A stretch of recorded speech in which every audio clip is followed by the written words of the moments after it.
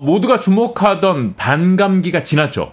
네, 지났습니다. 그러니까 이틀이 지났는데 별로 가격은 그대로인 것 같은데요. 제 눈에는 움직이나요 좀? 기존 이제 세 번의 사이클이 보통 반감기가 지나고 네. 1년에서 1.5년 사이에 이제 가격이 움직임이 드라마틱하게 일어납니다. 그런데 이제 지금의 이번 반감기에 관련한 움직임은 네. 지금 이제 위에 녹색 이렇게 선을 제가 사선을 그어놨는데요. 네, 네. 여기 보시면은 기존에는 다 반감기가 지나고 사실은 가격이 상승했습니다. 기존에는 다 반감기라는 걸 겪고 네. 그 뒤에 말씀드린 것처럼 1년에서 1.5년 사이에 그쵸, 이제 가격 움직임이 일어났는데 네, 네. 이번 같은 경우에는 반감기를 지나기 전에 네. 이미 역사적 신고가를 한번 달성을 했습니다. 그렇죠. 올해 엄청 올랐죠. 맞습니다. 네. 1분기에 뭐 1억이라는 숫자를 찍었으니까요. 네, 네, 네. 그래서 말씀하신 것처럼 가격이 지금이 이럴 걸 예상했느냐 혹은 반감기에 대해 아무렇지 않느냐라고 했을 때는 사실 이미 어느 정도 가격은 충분히 지금 올라온 상태였기 때문에 이것은 굉장히 지금 이례적인 일이다. 선반영되어 있는 부분이 있다. 뭐 이렇게 보시는 건가요? 네, 그렇게 저희는 좀 생각을 할 수 있습니다. 그러니까 근데 이제 좀 이거는 이제 결과적으로 저희가 좀 끼워 맞추는 거라고 저는 생각을 하는데요. 네네. 그러니까 반감기라고 하는 것이 뭔가 마치 미신처럼 뭔가 반감기만 지나면 가격이 오른다라고 네. 막 생각을 하지만은 사실은 다른 요인들이 이제 있고 그것들은 뭐 조금 이따가 구체적으로 더 설명을 드리겠지만 사실은 이번 반감기 이전에 이 선반영이라기보다 명확하게 ETF라고 하는 명확한 그런 호재가 있었죠. 호재가 있었고 네. 수요 공급에 의해서 적절히 상승을 했기 때문에 네. 이 반감기가 해서 오른다 이러기 판단하기보다 이미 반감기에 올랐을 법한 상승이 이미 사실은 앞당겨서 다 이루어져 있고 네. 그리고 이 이후에 어떻게 될 것인가를 잘 지금 살펴보는 것이 더 중요하지 않겠느냐라고 생각을 합니다. 오히려 반감기라고 하는 것이 굉장히 뭔가 기대감이 크시겠지만 그쵸. 그래도 데이터적으로 봤을 때는 오히려는 하락이 있었거나 오히려 움직임이 별로 크지 않았던 것들이 기존의 움직임이었다라고 이렇게 한번 설명을 드릴 수 있겠습니다. 결론적으로 봤을 때는 올해 아무래도 이제 거시적인, 그러니까 계속 매크로를 저는 주의해서 봐야 된다고 생각을 하는데요. 이제 금리하고 비트코인은 굉장히 상관관계가 높다고 생각을 합니다.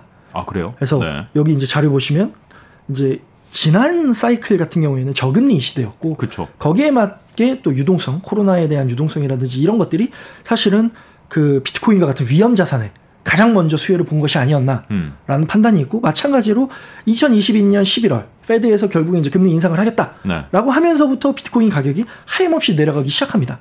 그리고 최근에 오르는 것은 뭐 에브리띵 랠리라고 요새 이제 대체적으로 많이 표현을 하시는데, 그런 것처럼 모든 자산이 지금 금리 인하에 대한 기대감으로 인해서 굉장히 상승을 많이 하고 있고, 그리고 그러한 환경 속에서 비트코인 역시도 올해 사실은 가격이 계속 우상향하지 않을까라는 기대감을 하고 있었지만, 최근에 얼마 전에 이제 파월이 그 대학교에서 연설을 하면서 네. 좀 더 지켜봐야 될 것 같다. 네, 불확실성이 불확실해졌죠. 하면서부터 이제 그 자산에 대한 움직임이 보수적으로 수익 실현하는 움직임들이 많이 일어났고, 그리고 말씀하셨던 이제 답변에 대해서 이제 자료를 한번 참고해 볼 것이 무엇이 있을까라고 했을 때, 네. 저는 결국에는 유동성과 제일 직결되어 있다고 생각을 합니다. 비트코인에 올해 우상향을 하느냐라고 네. 하는 것은 여기 지금 보시는 것처럼 네. 뭐 페드라든지 아니면 PBOC 같은 중국의 네. 유동성이 계속 증가할 것인가? 짙게 칠해져 있는 부분이 유동성인가요? 네, 맞습니다. 네.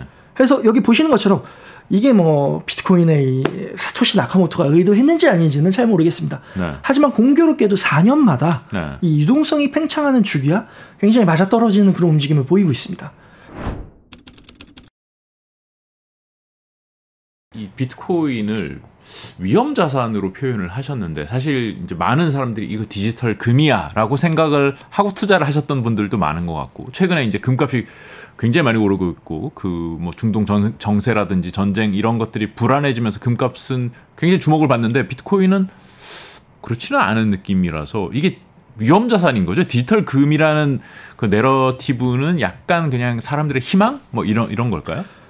그러니까 비트코인을 투자하기 위해서 네. 저는 내러티브를 계속 찾고 모색해왔다라고 생각을 합니다. 네. 그러니까 뭐 S&P와의 이 상관관계가 얼마나 되느냐, 네, 네, 네. 아니면 금과의 상관관계가 얼마나 되느냐. 하지만 말씀하신 것처럼 러우 전쟁 때는 잠깐 네. 동조화하는 듯 하다가 그러니까요. 또 최근에는 또 그렇지 않고, 네. 그러니까 이것이 사실 그때그때 달라서 네. 뭔가 일관성 있게 설명하기 굉장히 어렵다라고 저는 판단합니다. 그리고 최근에 이제 왜 그러면 금은 오르고 또 이 자산은 떨어졌냐? 네. 라고 했을 때 금 같은 경우만 하더라도 이제 여기 보시는 것처럼 중국이 이제 미 국채를 보유하기보단 그렇죠. 금을 적극적으로 보유하는 이런 매크로적인 환경이 좀 더 적극적으로 그 시세에 반영됐던 게 아닌가라고 저는 생각을 하고 네. 오히려 위험 자산에 대체 자산에 맞게 뭔가 리스크가 있을 것인가? 그러면 이 위험 자산을 일단은 좀 내가 리스크를 줄여야겠다라고 하기 때문에 주말에 비트코인은 뭐 주치를 24시간 돌아가다 보니까 네. 비트코인만 괜히 이렇게 몰매를 맞은 것이 아니었나라고 이렇게 좀 생각이 됩니다. 효과 때문에 아직은 안전자산이라는 내러티브는 유효하지는 않네요. 희망이지.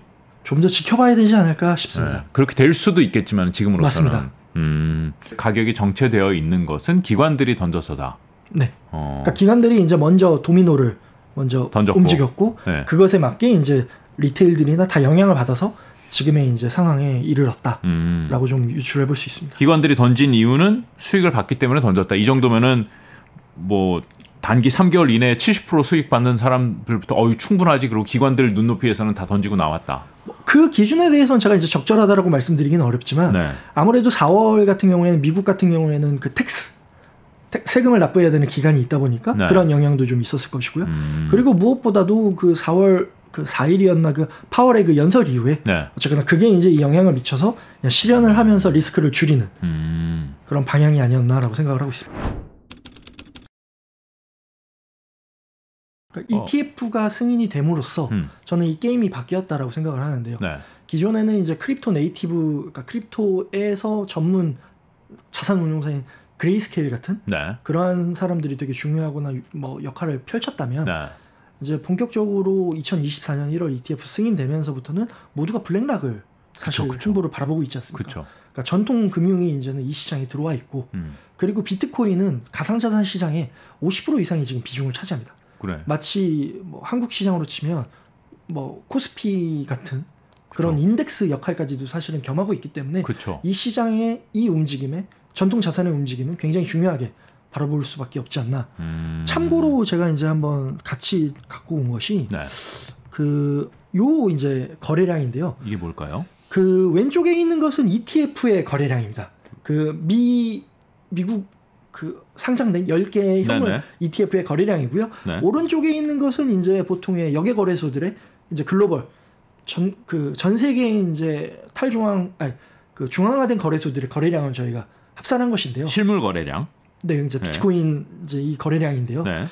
요것을 보셨을 때 조금 다르게 움직이네요. 네, 맞습니다. 보시는 것처럼 ETF 거래량은 점점 우하향하는 것을 보실 수 있습니다. 최근에. 맞습니다. 네. 하지만 이제 중앙화된 거래소들은 여전히 우상향하는 좀 거래량을 많이 튀고 있다. 하지만 가격과의 움직임은 누가 더 크게 있느냐라고 했을 때는 ETF의 움직임이 좀 더 중요하지 않겠냐라고 이렇게 한번 좀 살펴볼 수 있습니다.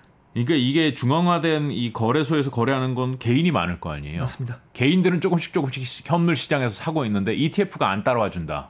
그러니까 ETF가 아무래도 명확한 수요와 규모나 그러한 영향력이 좀 있다 보니까 지금 이제 시장에서 전체 이 중앙화 거래소를 포함했을 때 약 11% 정도 비중을 차지합니다. ETF 1 거래량. 네, 맞습니다. 네. 근데 이제 그게 적었을 땐 8%, 많았을 땐 17%까지 변동성이 있지만 네. 어쨌거나 이 ETF의 거래량의 증감에 따라서 이 가상자산 시장의 오히려 움직임은 더 큰 손들이 움직이다 보니까 거기에 맞게 더 변동성, 거기에 맞게 뭔가 롱숏에 매매를 하는 선물 개인 트레이더 같은 경우에는 청산이 되거나 네. 아니면 이런 것들이 오히려 거래량이 이렇게 따라오는 역할을 보여주지 않나라고 생각을 합니다. 비트코인 시장의 주도권이 그러면은 이제는 뭐 개인 그리고 현물 거래에서 ETF로 완전히 넘어가고 있는 그런 분위기군요. 네, 저희는 그렇게 보고 있습니다.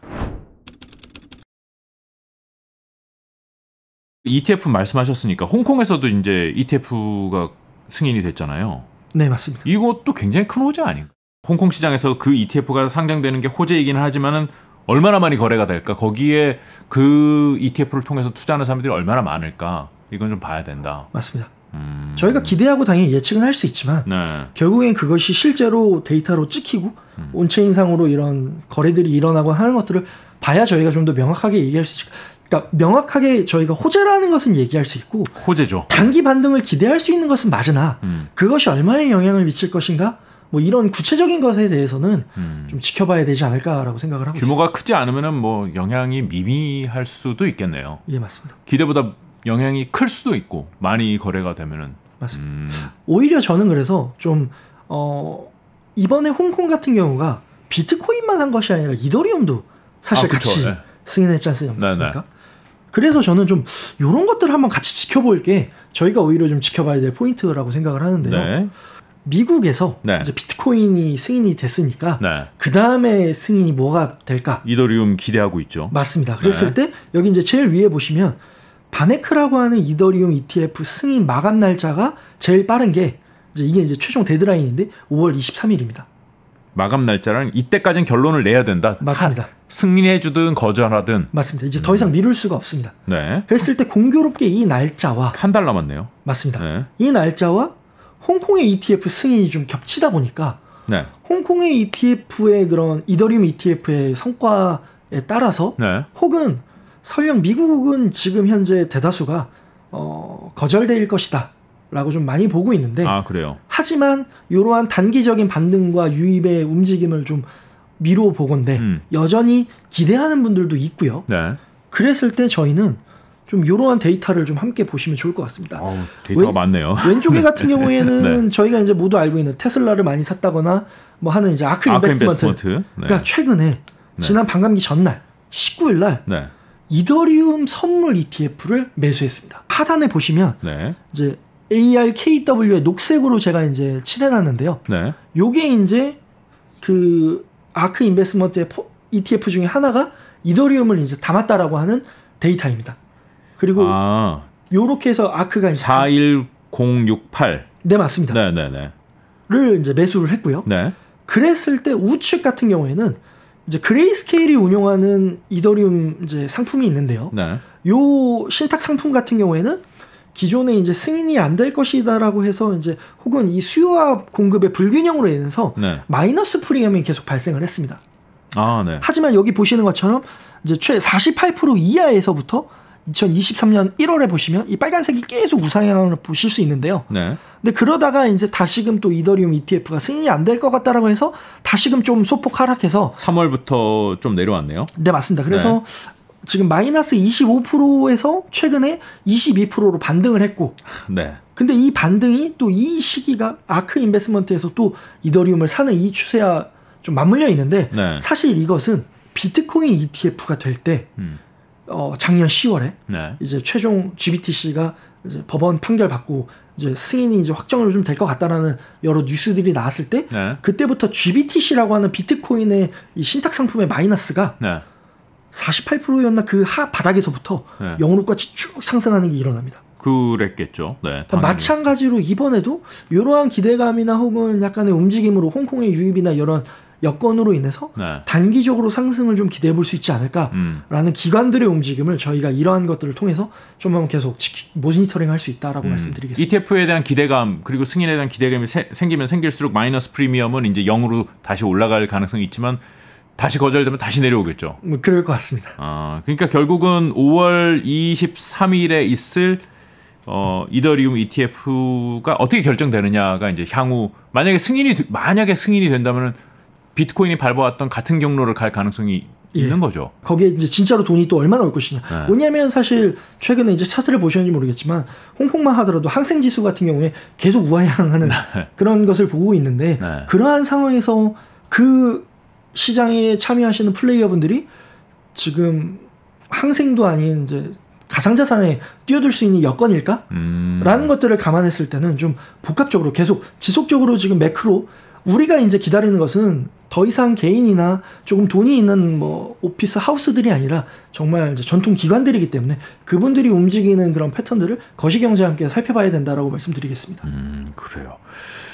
결국은 이제 큰 손들을 봐야 되는 거네요. 금융계의 큰 손들을 봐야 되는 움직임이네요. 그리고 지금 안정적인 모습을 보여주는 이 지금 그 비트코인의 가격이 결국은 지금 이제 큰 손들이 들어와서 어느 정도 안정화 1차 폭등을 한 다음에 안정화 단계에 들어갔고 여기서부터는 이제 새로 시작이다. 이제 판이 짜였으니까 여기서 큰 기관들이 어떻게 움직일 것이냐, 어떤 판단을 할 것이냐, 그것은 뭐 대회 경제 변수들이든지 뭐 금리라든지 이런 것들에 따라갈 것이다, 영향을 받을 것이다, 뭐 이렇게 이제 분석을 하시는 거군요.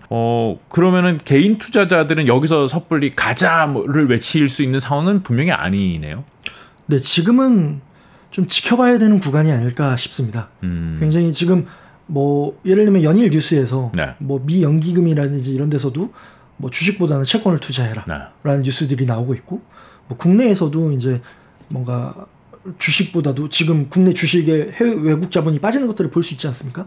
그런 것들을 상황을 봤을 때 가상자산 역시도 지금 내가 투자하는 것이 맞겠는가라는 것은 이런 데이터들을 보면서 굉장히 신중하게 해야 할 필요가 있다라고 생각을 합니다. 아무래도 위험자산 쪽에다가 무게를 두고선 이건 위험자산이다, 이걸 다시 한번 생각해 볼 필요가 있다는 말씀이네요. 물론 경우에 따라서는 뭐 그런 분들이 있죠. 비트코인은 결국에는 오를 것이야. 네. 결국은 이것은 나의 신뢰도 뭐 사나이 테스트야. 네. 그래서 시간이 지나면 오를 것이다. 내가 맞았잖아. 네. 뭐 이렇게 하시는 분이 있을지 모르겠습니다만, 그럼 저는 오히려 이렇게 얘기를 할 수 있을 것 같습니다.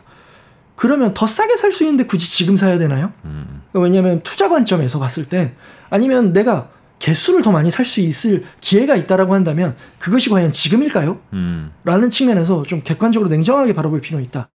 이렇게 막 덤벼들 수 있는 상황은 아니라는 말씀으로 이해를 하겠습니다. 오늘 말씀 여기까지 듣겠습니다. 고맙습니다. 감사합니다.